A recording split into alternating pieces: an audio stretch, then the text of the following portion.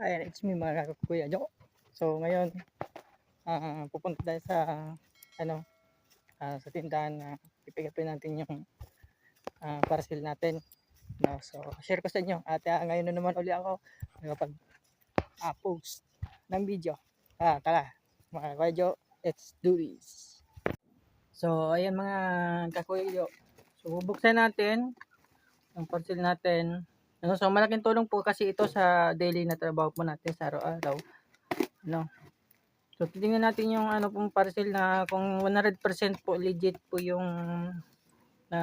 makukuha natin na na unit. In order po natin ito sa Shopee, no. So ito.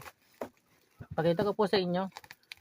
So ngayon na naman lang po ulit ako nakapag-upload gawa ng madami po tayong trabaho at bihira na tayong mag-vlog sa ating channel. Kung napadaan lang po kayo sa aking YouTube channel, please subscribe, like, and share din po. Ayan po, portable spray gun, professional power tools. So ito kalimitan po ginagamit natin sa pagpipintura at brushless na po rin po tayo. At tara po, buksan po natin at tingnan po natin yung laman itong tinatawag natin na spray gun.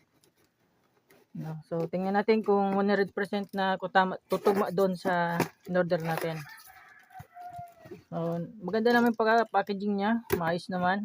At ito, at madami tayong i-share pa sa mga darating pa pong araw. So ayan.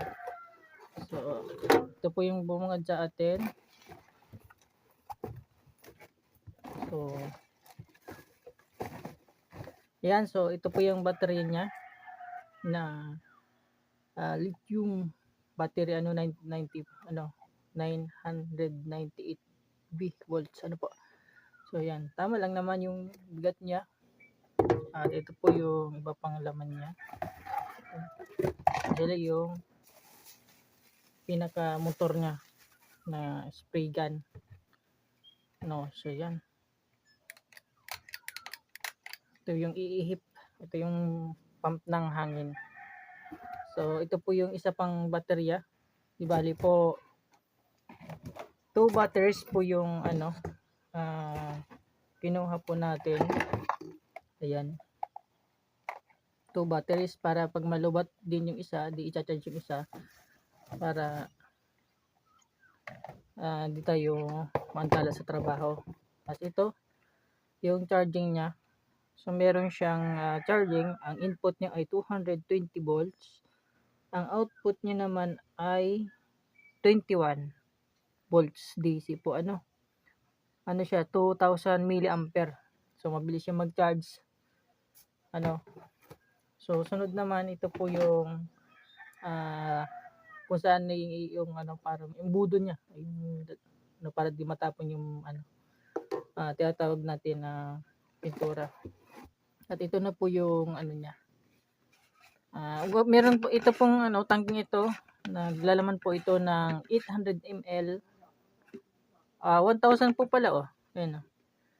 Yung kasing nakalagay doon sa iba ay 800 ml. Ito is 1,000 ml.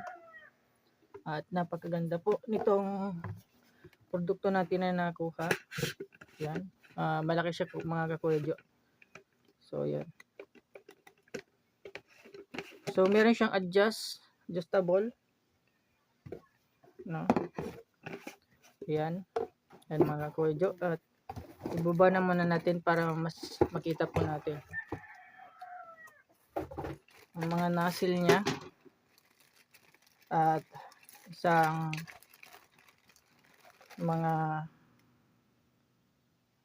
sa ito nozzle yung sa dito pwede nalagay mga Kuya kung vertical or horizontal yung buga ng hangin na ilalagay mo sa yung spray gun na to. I-assemble natin, ganito lang po daw yun. At ayan, medyo malaki siya mga kaantabay, mga Kuya Jo. Ayan, kung malaki o maiksi yung buga, may ilalagay mo. At itatry po natin kung gagana siya. Ayan. Yan, napakaganda mga pwede. So makakapagpintura na tayo ng ating ano natin mamaya, magagamit naman natin ito mamaya mga pwede. So pagdating naman daw dito, pag kesame daw po yung pag kesame daw yung pipinturahan, itong hose niya, igaganyan nyo lang. Ano po, kung pataas po yung niya, spray. Kung pababa naman po, ang gagawin natin ay ganito lang, yung niya, tinatawag natin na hose na magkukonekta dito sa pintura natin. So ayan mga kakuedyo, nawa po ay nagustuhan niyo aking share sa inyo at maraming pong salamat at God bless po sa lahat at ingat po kayo lagi. Pag-aral ng mabuti upang ang buhay ay bumuti.